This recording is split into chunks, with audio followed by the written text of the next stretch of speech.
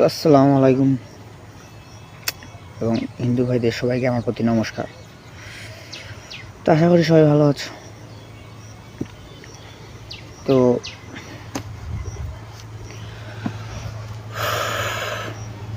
আজকে আসলে আমি একটা বিষয় নিয়ে কথা বলবো, ঠিক আছে?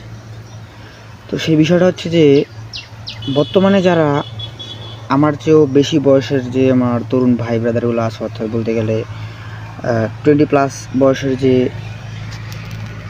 ভাই বা যে বোন আছো যারা, তাদেরকে নিয়ে কিছু বলবো, ঠিক আছে? তো দেখো, যারা অলরেডি মনে করো অনার্স মাস্টার্স কমপ্লিট করে বসে আছো, ঠিক আছে? তো মানে নিজের পছন্দ মতো আসলে একটা জব খুঁজে পাইতেছো না, বলতে গেলে নিজের যে মানে এরকমভাবে পড়াশোনা করে নিজের শখের বলতে নিজের একটা যেই টার্গেটে তোমরা আসলে পড়াশোনা করছো, এরকম জব করবো, এইরকম চাকরি করবো, চাকরিটা করতেছো না, পাশাপাশি আবার কোনো কিছু করতেছো না।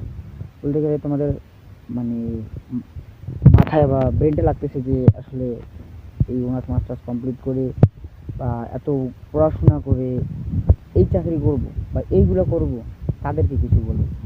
দেখো, আমি বলি তোমার যে ডিপ্রেশন, সেটা হচ্ছে এক ডিপ্রেশন, প্রথম ডিপ্রেশন যেটা তুমি মানে পড়াশোনা অলরেডি শেষ করে, ঠিক আছে, তোমার পছন্দ মতো যে পছন্দের যে একটা জব, এই জবটা পাইতেছো না, দেন এর পাশাপাশি তুমি কিছু করতেওছো না। মোট কথা তোমার মেইন যে আর্নিং একদমই বন্ধ।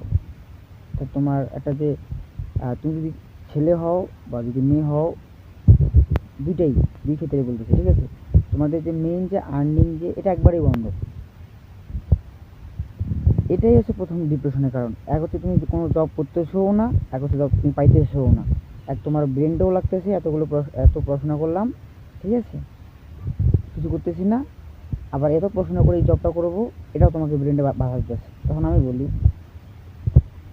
আগে ছোটোখাটো কিছু একটা করো, মানে পকেটে আগে টাকা ঢুকাও, যে কোনো কিছু করে আগে টাকা ঢুকাও, দেখবো যে অনেক ডিপ্রেশন অনেক কিছু আসলে কমে আসতেছে, ঠিক আছে?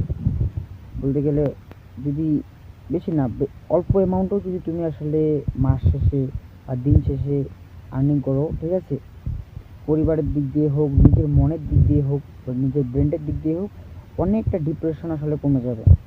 হ্যাঁ, অনেকটা ডিপ্রেশন আসলে কমে যাবে, এটা কমে যায়ও, মনও হালকা হয়ে যায়, ঠিক আছে? এই কারণ আসলে তুমি নিজেই তোমার ডিপ্রেশন, তোমার ব্রেন্ডের যে ফালতু যে টেনশনগুলো আছে, এই